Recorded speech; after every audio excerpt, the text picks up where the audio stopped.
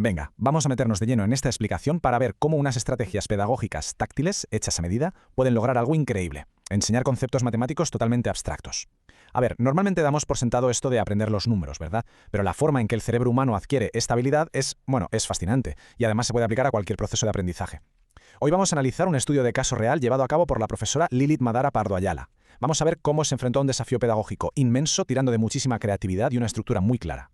Para empezar a entender todo este viaje hay que plantearse una pregunta fundamental que trae de cabeza a educadores de medio mundo. ¿Qué significa realmente un número? Pensadlo un momento. Cuando vemos un símbolo como el 5, la mente adulta lo asocia al instante con una cantidad, pero el número en sí es una abstracción total. La cardinalidad, que básicamente es comprender que el último número que pronunciamos al contar representa la cantidad total de cosas que hay, no es algo innato, para nada. Es un salto cognitivo enorme que exige conectar una palabra verbal, un símbolo visual y un grupo de objetos físicos. Y entender cómo se logra exactamente esto nos revela muchísimo sobre cómo funciona nuestra propia cognición. Y aquí tenemos el problema central ilustrado de una forma brillante con el caso de Marta Janet, una estudiante con síndrome de Down. Al principio, los números a menudo simplemente se recitaban de memoria, sin comprender realmente la cantidad. Fijaos, ella usaba su dedo para señalar las fichas, pero la secuencia verbal iba por un lado y la realidad física iba por otro. 1, 2, 3, 8, 9 y 6. Claro, decir una secuencia de carrerilla no es lo mismo que cuantificar de verdad. Así que esta es la hoja de ruta que vamos a seguir para ver cómo se superaron estos obstáculos. Primero, veremos el aula inclusiva. Segundo, el paso de recitar a contar. Tercero, la trampa de la forma frente a la cantidad. Cuarto, el proceso de igualar grupos para la argumentación. Y quinto, el tremendo avance con materiales artesanales. Empezamos por el punto 1. El aula de matemáticas inclusiva. Lo realmente fascinante de este caso es el entorno tan único y tremendamente heterogéneo donde ocurrieron estos avances. Hablamos de un grupo de jóvenes y adultos en la unidad de discapacidad de Tunja, en Colombia, estudiantes con diversos diagnósticos cognitivos, diferentes edades y unas trayectorias escolares de lo más variadas. Y por si fuera poco, la asistencia era irregular, lo que creaba un contexto de clase que cambiaba constantemente. Imaginaos, diseñar una clase de matemáticas aquí requiere una flexibilidad absolutamente extraordinaria. Para hacer frente a toda esta diversidad, la profesora Lilith no improvisó, implementó un plan de lecciones muy bien escalonado. Pasó por 3 momentos clave: la correspondencia 1 a 1, luego la comparación y finalmente la estabilización de la cardinalidad. O sea, no se podía saltar directamente a sumar o restar, ni de broma. Había que construir los cimientos desde cero, asegurando que cada número correspondiera exactamente a un solo objeto antes de lanzarse a comparar grupos. Vamos al punto 2, de recitar a contar. Aquí, el primer gran muro fue superar el obstáculo del recitado automático. Es vital contrastar lo que es simplemente verbalizar una secuencia memorizada con el proceso cognitivo real de cuantificar una colección física. El recitado automático es, literalmente, como cantar una canción que no sabemos de memoria. Los números fluyen rapidísimo, pero no significan nada. El conteo real, en cambio, requiere sincronizar la mente, la voz y la mano, asegurando que cada palabra se ancle a un objeto físico.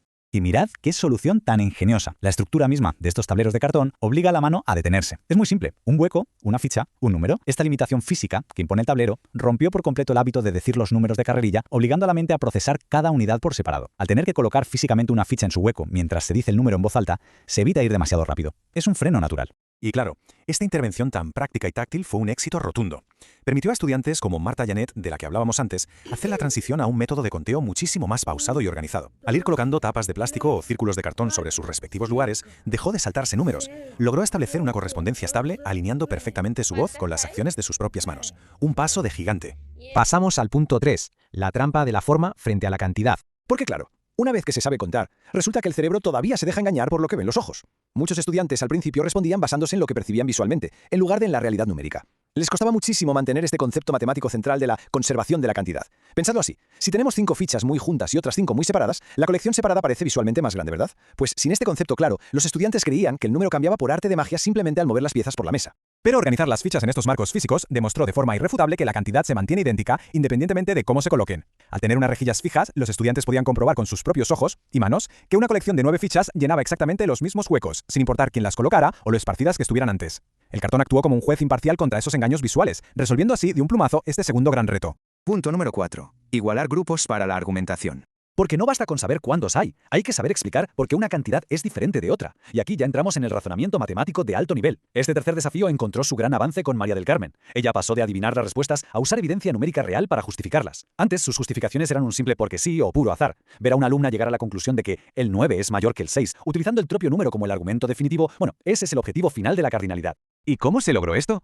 Pues obligando a añadir o quitar fichas físicamente para igualar dos grupos. Esta lección tendió un puente perfecto entre el conteo básico y el razonamiento complejo. Por ejemplo, si ponemos 5 fichas por un lado y 8 por otro, y el objetivo es hacer que sean iguales, ahí entra en juego un pensamiento potentísimo. Tienen que darse cuenta de que al grupo más pequeño le faltan elementos, y así, sin darse cuenta, están integrando operaciones matemáticas básicas, sin necesidad de escribir ni una zona ecuación. Una maravilla. Y llegamos al último punto, el 5, el avance con materiales artesanales. Lo verdaderamente interesante aquí es la naturaleza de las herramientas que se utilizaron. Es casi irónico, pero a la vez maravilloso, comprobar cómo unos simples trozos de cartón reciclado superaron con creces a cualquier tecnología educativa moderna. En un entorno rodeado de estos tableros de cartón de bajísimo coste y fichas hechas a mano, Román finalmente se dio cuenta de algo crucial, que un número como el 15 representa 15 cosas físicas reales. Con unas cuadrículas pintadas con rotulador y unas tarjetas numéricas cortadas a tijera, esta simplicidad táctil fue exactamente lo que permitió anclar la abstracción matemática en la realidad física. Así se consigue el aprendizaje profundo.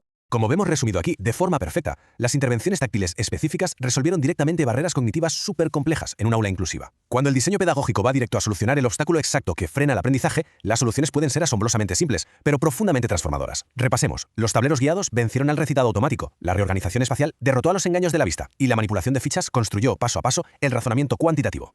Toda esta innovación pedagógica nos deja con una reflexión final poderosísima sobre el potencial universal que tienen los materiales físicos y estructurados. Son capaces de desbloquear la comprensión de cosas muy complejas en absolutamente cualquier mente. Es un recordatorio fascinante de que a veces, ya sea en un aula o resolviendo cualquier problema en nuestro día a día, para entender de verdad lo abstracto, primero tenemos que poder tocarlo.